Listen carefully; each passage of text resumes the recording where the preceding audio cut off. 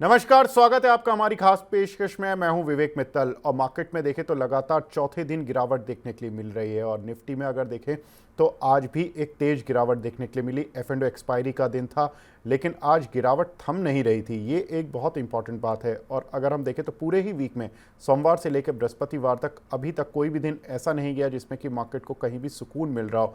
अगर पिछले 4 trading session में ही देखें तो इंडियन मार्केट की जो टोटल मार्केट कैप है वो करीब 10 लाख करोड़ गिर चुकी है और निफ्टी अपने हाई से 621 अंक गिर चुका है, जो कि इसने 23,110 का लगाया था। वहां से निफ्टी अब करीब 610 अंक नीचे आ चुका है।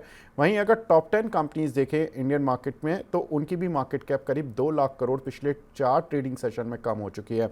और सभी बातचीत करने के लिए हमारे साथ खास मेहमान जुड़ चुके हैं। हमारे साथ मिस्टर अमित गोयल जुड़े हैं, जो कि को फाउंडर है पेज 360 से। Amit sir, hi, good evening. Thank you very much sir हमसे जुड़ने के लिए और अपना प्रीशियस टाइम देने के लिए।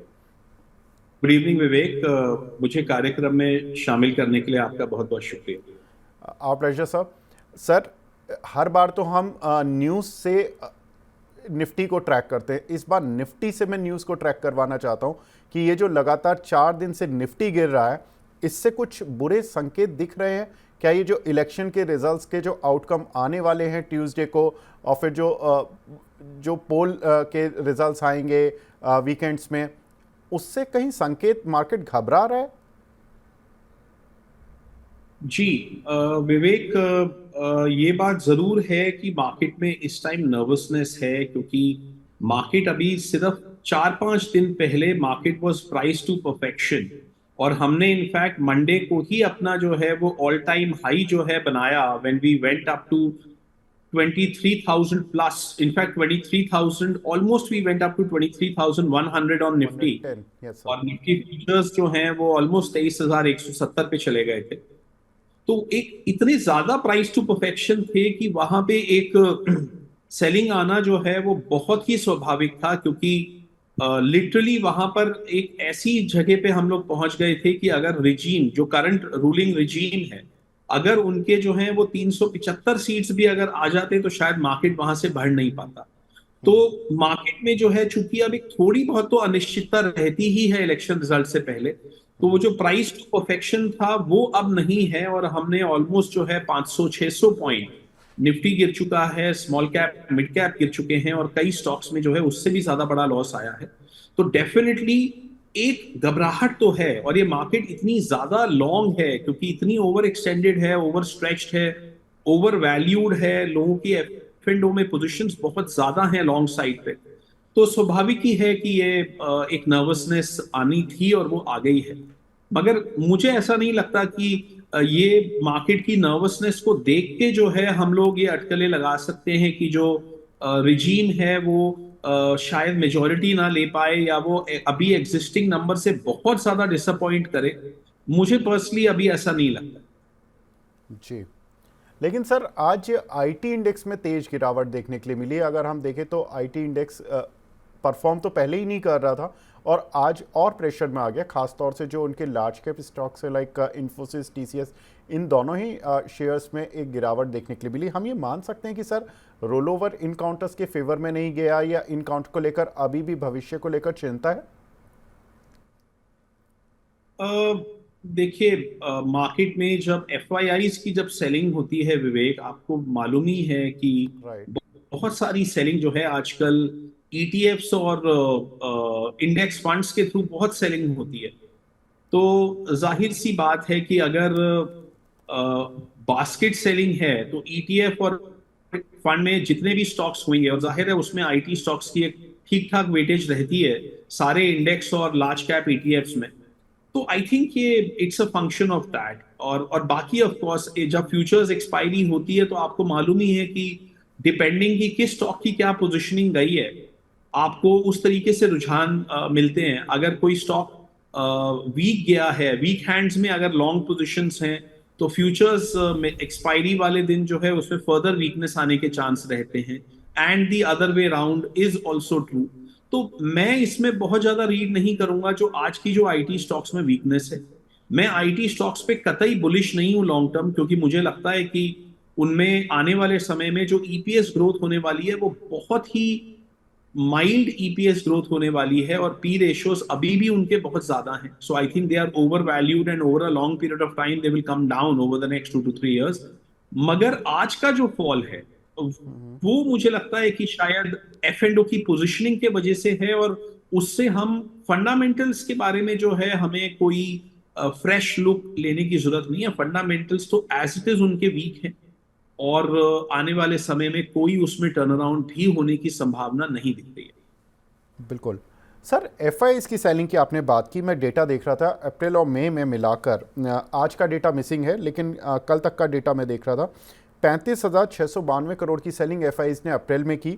मई महीने में कल तक की जो एफआईएस की सेलिंग है 40,777 करोड़। दोनों मंथ को जोड़ दूं मैं तो करीब 76,000 करोड़ की इतनी मैसिव सेलिंग। सर कोई खास वजह? आई थिंक देखिए, जो ग्लोबल मैक्रोज हैं वो कोई बहुत अच्छे नहीं हैं विवेक इस टाइम, ओके। क्योंकि बॉन्ड यील्ड्स जो हैं यूएस में फिर से बढ़ गई हैं। सेंट्रल बैंकर्स जो हैं वेस्टर्न वर्ल्ड के, वो हॉकिश हैं, चाहे वो फेड है, चाहे वो बीओई है, बीओजे है, एंड नाउ इवन ईसीबी, क्योंकि जर्मनी का इन्फ्लेशन डेटा ज्यादा आया कल। तो जो वेस्टर्न वर्ल्ड के जो सेंट्रल बैंक्स हैं, चाहे इवन वो ऑस्ट्रेलिया है, दे आर ऑल्सो हॉकिश।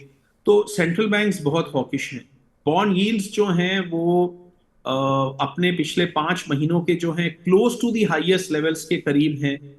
तो डॉलर इंडेक्स जो है, जो कि पीछे काफी गिर गया था, वो बढ़ गया है। तो एक तो ग्लोबल मैक्रोज अच्छे नहीं है, नंबर एक। नंबर दो, कुछ और कंट्रीज हैं जो कि बहुत अंडर वैल्यूड थी, जैसे चाइना बहुत ज्यादा अंडर वैल्यूड था, हांगकांग बहुत ज्यादा अंडर वैल्यूड था, ब्राजील, साउथ अफ्रीका बहुत अंडर वैल्यूड थे, और India at the same time बहुत ज्यादा ओवर वैल्यूड था पावर मनी। तो उनके लिए बड़ा मार्केट, जी। वहां पे जो है सेलिंग कर दीजिए, और आप जो है वो दूसरे मार्केट्स में जहां पे कि चीपर मार्केट्स है वहां पे आप अपने पैसे को डाइवर्ट कर दीजिए। और तीसरा कारण था ऑब्वियसली इलेक्शन को लेके एक अनसर्टेनिटी।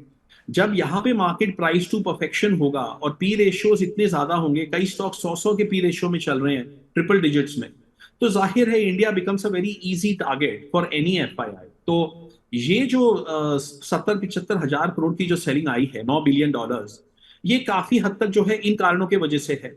मगर मेरा ये भी मानना है कि इलेक्शन रिजल्ट्स आने के बाद, अगर इलेक्शन रिजल्ट्स कोई बहुत बड़ा डिजास्टर नहीं हुए और मोर और लेस जो है एक्सपेक्टेड रेंज में हुए, तो मुझे लगता है कि दोबारा से एफपीआईज की जो है थोड़ी बहुत बाइंग जरूर बननी चाहिए पोस्ट दी रिजल्ट्स। सो मुझे नहीं लगता कि वो और लगातार सेलिंग करते जाएंगे, मगर ये एक लॉन्ग टर्म निवेशकों के लिए ये एक बहुत बड़ी चेतावनी है कि हमारी मार्केट में डोमेस्टिक फ्लोज के वजह से ओवर वैल्यूएशन हद से ज्यादा है, and we will always become an easy target for FIIs and FPIs to sell stocks because we are so overvalued and so overextended। तो हमारा मार्केट कहीं ना कहीं जो है, जो स्मार्ट मनी है, वो हमारे मार्केट से निकल रहा है because they are finding better avenues elsewhere. और जो वीक मनी है, और जो काफी हद तक मैं डम मनी कह सकता हूं, जो कि जिस मनी को ये परवाह नहीं है कि क्या वैल्यूएशन है, क्या लेवल्स हैं, वो पैसा आते जा रहा है। और स्मार्ट मनी जो है निकल रहा है, चाहे वो इनसाइडर्स हैं, चाहे वो कंपनी प्रमोटर्स हैं, चाहे वो खुद कंपनीज अपने स्टॉक सेल कर रही हैं थ्रू एफपीओज, ओएफएसएस, आईपीओज। तो ये सारी चीजों को देखते हुए it's not a very good sign for the Indian market. मगर नियर टर्म में ऐसा कोई जरूरी नहीं है कि एफपीआईज लगातार माल बेचते ही चले जाएंगे। ये हो सकता है कि इलेक्शन रिजल्ट्स के बाद जो है वो एक बार बायर दोबारा से बन जाए। बिल्कुल। अमित सर वैल्यूएशंस की बात कर रहे थे और हम वैल्यूएशंस स्क्रीन पर दिखा भी रहे थे। निफ्टी की वैल्यूएशन 22.7 पर चल रही है। 5 ईयर एवरेज पी देखें तो 24 की रेंज में है। हालांकि 5 ईयर एवरेज पी से तो कम चल रहा है निफ्टी का जो पी है, लेकिन सेम केस हैंसेंग में है। हैंसेंग भी अपने 5 ईयर एवरेज पी से कम चल रहा है। शंघाई भी अपने 5 ईयर एवरेज पी से कम चल रहा है। यूरो स्टॉक्स भी अपने 5 ईयर एवरेज पी से कम चल रहे हैं। कौन से मार्केट महंगे चल रहे हैं? FTSE, Nikkei, KOSPI, Nasdaq. Amit sir last question, आप बोल रहे हैं कि एफआईज वापस आ सकते हैं इलेक्शन आउटकम के बाद। सर कितनी इंटेंसिटी होगी इन वैल्यूएशंस पर? तो यहाँ पर अमित सर से संपर्क लास्ट क्वेश्चन के लिए नहीं हो पाया, लेकिन कहीं ना कहीं हम अमित सर ने ये जरूर बताया कि इंडियन मार्केट थोड़ा सा एक्सपेंसिव है, जिसकी वजह से सेलिंग आ रही है।